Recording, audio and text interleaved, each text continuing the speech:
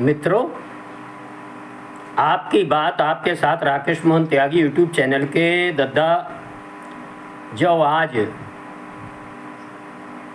शिव तेरस के इस पवित्र दिन 321वें अंक में आप सभी को शिव तेरस पर्व की हार्दिक शुभकामनाएं, बधाइयाँ तथा आप सबको मेरी राम राम।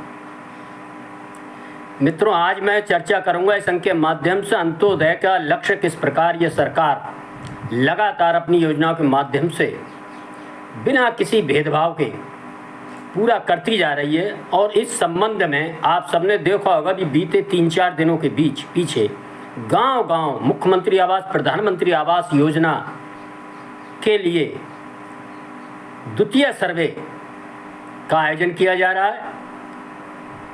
और इसी के साथ मैं चर्चा करूंगा क्यों और किन्हें प्रदेश सरकार खास तौर से उत्तर प्रदेश में हजारों परिवारों को जमीनों का मालिकाना हक देने जा रही है।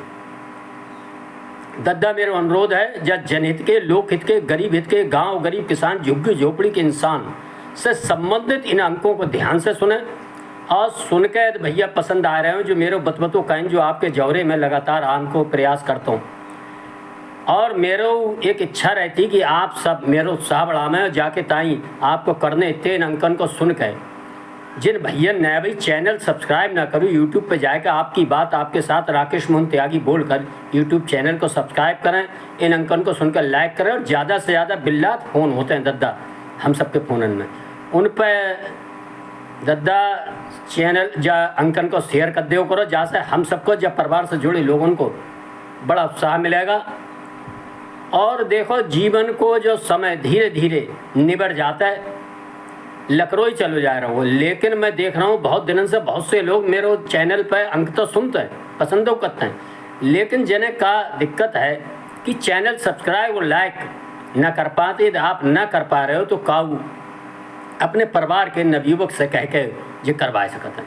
तो मित्रों, मैं एक और अपील करूंगा कि मैं इस संबंध में जो बिंदु आपके समक्ष खास तौर से गांव-गांव जो आवासों का सर्वे हो रहा है उसके संबंध में कहीं यदि कोई निजी हितों की पूर्ति करने के लिए आप सबको भ्रम में डालकर कुछ अपने आर्थिक हित, कुछ लेन देन को अगर आपसे कोई कर रहा है तो ऐसे लोग अपना नाम और ऐसा गाँव का नाम जरूर या चैनल के जो आप अपनी राय देंगे कमेंट्स के माध्यम से में जरूर लिखन को काम करें। मित्रों, मैंने पूर्व में भी आपको कई बार ध्यान में लाओ कि हम सब गांव में रहने वाले लोग अपने मजदूरी, अपनी खेती, अपनी पढ़ाई, अपनी लिखाई, अपने अन्य छोटे मोटे उद्योग धंधे करने वाले लोग के दिमाग में एक चीज़ अभी भी बहुत बुरी तरह भैया कि भैया दद्दा सरकारी योजना को लाभ बिना किसी लय दय ना होते।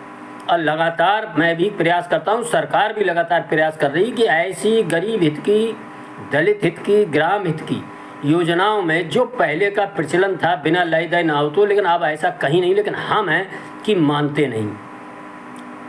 और जनक का बात है, हम सबके मन में एक वो भाव भर गया। एक पुरानी कहावत है ना, प्राण जाए पर वचन न जाए, यानी कि हम लोगों के मन से जो बात निकल ना रही कि बिना लय दय मिलते, जिन लोगों के मन से ये बात निकल गई है दद्दा, ऐसे लोग सरकारी योजनाओं का लाभ बिना कोई आर्थिक किसी को लाभ दिए, बिना किसी लालच के उसमें आए प्राप्त कर रहे हैं। और सरकार लगातार निर्णय पर निर्णय ले रही है। खासतौर से आवास योजना के अंतर्गत ग्राम प्रधानों को पूरी तरह से बाहर कर दिया गया है। और इस योजना में कई सर्वे होने जा रहे हैं और एक पार्टी से सर्वे कराया जाता है, फिर दूसरी से कराया जाए। वर्तमान में जो 3-4 दिन से आप देख रहे होंगे गांव-गांव आवास योजना की जो सूची पहले सर्वे में बनाई गई थी, आप सबको जियो टैगिंग करी गई, आँख को फोटो पुतली को डारो गो, उसमें कोई परिवर्तन कहीं नहीं कर सकता, ब्लॉक का कोई भी अधिकारी कर्मचारी भी नहीं कर सकता। ये दद्दा हम सबको जानना चाहिए। ग्राम प्रधान व ग्राम में ऐसे अन्य लोग जो ऐसी योजनाओं में अपना आर्थिक हित साधने का प्रयास करते रहते हैं, तरह तरह की भ्रम बातें फैलाकर, इनकी तो बस की बात ना है। ये बात मैं आप सबके ध्यान में ला रहा हूँ, बिल्कुल आप जान लें। और जो दूसरा जो सर्वे हो रहा है, ये पहले सर्वे का क्रॉस सर्वे है और इसमें ABS स्तर के और उच्च अधिकारी सर्वे कर रहे हैं। और अभी जो और होएगो कि जो पहले सर्वे करो है जियो टैगिंग पे, उसी पे वही व्यक्ति हैं, वही लोग हैं, और इनमें जो किन्हीं कारणों से अपात्र आए गए हैं या इनको सर्वे होगा व्यू इसमें वह निकाल सकते हैं। लेकिन मेरा अनुरोध है कि पहले सर्वे में कुछ गांव में लोगों ने कुछ पैसा देने का जो काम किया था वह बहुत गलत था। आज आप देख रहे होंगे दूसरो सर्वे करने कोई और आओ है, अब तीसरो सर्वे होएगो तो चौथो होएगो। अब प्रधान लोगों का तो इस सर्वे से कोई मतलब ही नहीं है। प्रधान के जो सिस्टम के लोग हैं वह केवल इसलिए पंचायत सहायक है, रोजगार सेवक है, वह केवल गांव के स्थानीय होने के कारण जो भी अधिकारी कर्मचारी ये सर्वे करने आता है, दद्दा मेरे मैं जानो तो बाय का मालूम किनको घर कहाँ है, जल्दी सर्वे हो जाए तासे वह उनको ले लेते हैं। और हम सब भ्रम में पड़ जाते हैं गांव में रहने वाले लोग कि भैया ये प्रधान जी ये चाहेंगे तो ये आवास मिलेगा ना। और प्रधान जी या अन्य लोग जो भी हैं, इस वर्तमान जो आवास सर्वे चल रहा है इसमें कोई इनका रोल नहीं है।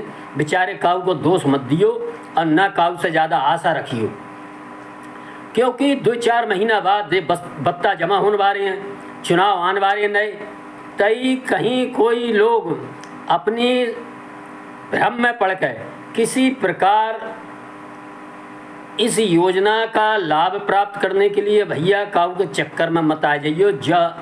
मैं आप सबके जौहरे आज यह बात कहना हूँ। और मेरा अनुरोध है यदि इस प्रकार की किसी भी गांव में कोई व्यक्ति मांग करता है तो 1076-1076 पर आप अपनी शिकायत जरूर दर्ज कराएं, आपका नाम गुप्त रखा जाएगा। यदि आपका सूची में नाम पहली वाली में दूसरी में आ गया, सर्वे आपका कल हो गया, तो कोई भी उसको ख़त्म नहीं कर सकता। इस बात से आप बिल्कुल निसंकोच रहें, क्योंकि ऑनलाइन सर्वे सीधे मुख्यमंत्री कार्यालय पर जा रहा है। इसमें ना ब्लॉक की कोई भूमिका है, ब्लॉक कर्मचारियों की, और ना ग्राम पंचायत स्तर पर इसमें किसी भी व्यक्ति की कोई भूमिका नहीं है, चाहे वो सर्वे करने वालों के साथ कितने ही घूमे और चाहे कितने ही सर्वे कराए। ये बात आप बिल्कुल बैठा लें। मेरा अनुरोध है यदि किन्हीं भी गांव से किसी व्यक्ति से यदि इस प्रकार का आर्थिक लाभ प्राप्त करने का कोई प्रयास किया जा रहा है तो इस अंक के माध्यम से जो आप अपने कमेंट्स के माध्यम से उस ग्राम पंचायत का नाम जरूर लिखें कि हमारे यहाँ ऐसा प्रयास किया जा रहा है, ऐसी मांग की जा रही है। मैं ये नहीं कह रहा हूँ किसकी ओर से की जा रही, लेकिन की जा रही है तो इसके जरूर लिखें। और किन किन गाँव में अभी ये सर्वे नहीं हो पाया है, द्वितीय सर्वे, उसके बारे में यदि नहीं हुआ है तो वह भी उन गाँव का नाम कमेंट्स के माध्यम से लिखेंगे तो मैं भी और हम सब भी आपकी इस मांग को कि आपके गांव में सर्वे क्यों नहीं हो पाया है, ब्लॉक और गांव लिख देंगे, जिला लिख देंगे, तो उसकी जानकारी उचित अधिकारियों तक पहुंचाने का काम करेंगे। दद्दा इसी के साथ मैं आप सबका ध्यान एक बहुत महत्वपूर्ण बात की ओर भी दिलाना चाहता हूं कि वर्तमान सरकार किस प्रकार अंतिम छोर पर दबाए सताए कुचले गए सनातनी समाज के लोग, गरीब समाज के लोग, जो लंबे समय से इस देश में ही नहीं विदेशों में भी कहीं सताए गए हैं और वह किन्हीं कारणों से वहाँ से विस्थापित होकर इस देश में आए, लेकिन उनको अभी तक इस भारतवर्ष में भी न्याय नहीं मिल पाया। जिस भारतवर्ष की सनातन संस्कृति का ये मूल ध्येय है कि शरणागत की रक्षा करना, जो हमारी शरण में आ जाए उसकी रक्षा करना हमारा परम कर्तव्य है। मित्रों, मैं आप सबका ध्यान दिलाऊंगा कि किस प्रकार विभाजन के बाद भारतवर्ष का जो विभाजन हुआ था 1960 से 1975 के बीच, पाकिस्तान हो, पूर्वी पाकिस्तान, पश्चिमी पाकिस्तान, जो आज पूर्वी पाकिस्तान जो बांग्लादेश बन गया सन 71 के बाद, और किस प्रकार वहाँ के सनातनी समाज, हिंदू समाज और ख़ास तौर से दलित समाज पर जो भीषण अत्याचार हुए, इस कारण वह सब वहाँ से अपना घर परिवार और सब धन संपदा जमीन छोड़कर अपने प्राण अपने धर्म की रक्षा करने हेतु भारतवर्ष में आए थे। और तत्कालीन सरकारों ने उनको आश्वासन दिया था कि हम उनको ज़मीन देंगे, बसाएंगे। इसके लिए पीलीभीत, खीरी, रामपुर, मुरादाबाद, ऐसे विभिन्न लखीमपुर खीरी आदि ऐसे ज़िलों में बसाने का काम किया था जहां ज़मीन की बहुतायत थी। और ऐसे लगभग 10,000 परिवार उत्तर प्रदेश में आकर बसे थे, बिजनौर भी था इसमें। और इन परिवारों को ट्रांजिट कैंपों के माध्यम से विभिन्न गांवों में बसाया गया था और उन्हें कृषि योग्य भूमि भी दी गई थी। लेकिन दद्दा मेरे गरीब आदमी जो बाहर से इतनी दूर से परदेसी है, जो भाषा यहाँ की न जानते, रीति रिवाज बस केवल सनातनी है, कानूनी और रिकॉर्ड की विसंगतियों के कारण कि बामें बनवास वन की ज़मीन में दे दो तो साहब वे बनन की ज़मीन काऊ को दही न जाती, चलते अधिकतर को वैध अधिकार ज़मीन के आज तक नहीं मिले। जरा लंबा समय 60 साल 50 साल 40 साल ऐसे परिवारों को हो गया और वह बेचारे इसी प्रकार किस प्रकार अपना जीवन का निर्वहन कर रहे थे, ये हम सब ने देखा। उनकी आवाज़ आप देख रहे होंगे। जिन राजनीतिक दलन ने लंबे समय तक शासन करो, क्योंकि वे हिंदू है, वे सनातनी है, वे गरीब है, वे दलित है, तो इसलिए उनकी ओर कोई ध्यान नहीं दिया गया। और रिकॉर्ड संबंधी दिक्कतें, जमीन के वन विभाग के नाम दर्ज होने, नाम की प्रक्रिया इतने सतह होने में चलते इन परिवारों को अभी तक मालकाना हक नहीं मिला। लेकिन दद्दा मेरे चच्चर फेरा सरकार रही है जो दलतन को नाम देने वाले, संविधान को नाम देने वाले, चाहे वे समाजवादी पार्टी हो, चाहे बहुजन समाज पार्टी हो और कांग्रेस की, तो बहुत लंबे समय तक सरकार रही। लेकिन इन लोगों ने अभी तक ऐसे 10,000 परिवार जाने, आप जाने लाखों लोगों के हकों के साथ कोई न्याय नहीं किया। वर्तमान योगी सरकार ने अभी 1-2 दिन में ये निर्णय लिया है कि ऐसे लोगों को जो कई वर्षों से गांव में खेती कर रहे थे, इन्हें परिवार ने भैया उन्हीं भूमि पे अपने आवासों, झोपड़ी और छोटे मोटे अच्छे कच्चे आवासों बनाए ले, कहाँ जाएं वे बेचारे। लेकिन उनके राजस्व अभिलेखन में उनके नाम से वे जमीन अभी तक दर्ज ना है।